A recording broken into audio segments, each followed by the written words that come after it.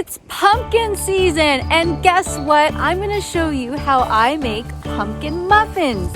They are delicious. The kids love them. The husbands love them. The aunts and uncles, grandmas and grandpas love them. So, let's make some. H-O-B-B-Y, Hobby Family TV! I have fresh pumpkin here that I used in another recipe. And then here's all the other ingredients that you're going to need. Blend up 2 cups of oats into a fine powder, and keep watching. There's a secret ingredient that I use, and you have to follow me on Instagram to find out what that is.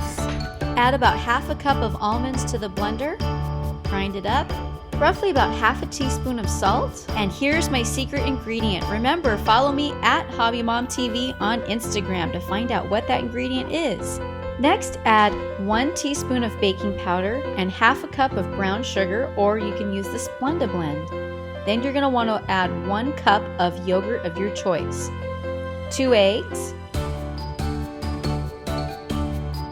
and roughly 2 cups of fresh pumpkin or 2 cans of canned pumpkin. You can blend or mix by hand.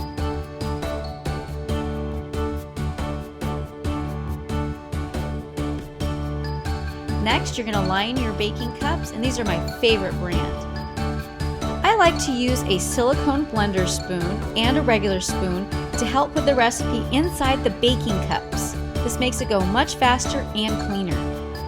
This recipe should get you about roughly 24 muffins. Instead, I did about 24 muffins and I had a little bit left over, so I put them inside of a little mini muffin pan, which you'll see at the end. Put it in the oven for about 30 to 40 minutes at 375 degrees. And voila, they are done. You'll have everybody come into the kitchen to say, "Ooh, what smells so good?" A delicious cream cheese frosting would pair really well with these. But I just left these plain because I wanted them a little healthier. Here's a hobby hot tip. You can actually add flaxseed to make these even healthier. I'm Hobby Mom. Thanks for joining me today, and be sure to subscribe and follow me on Instagram at HobbyMomTV.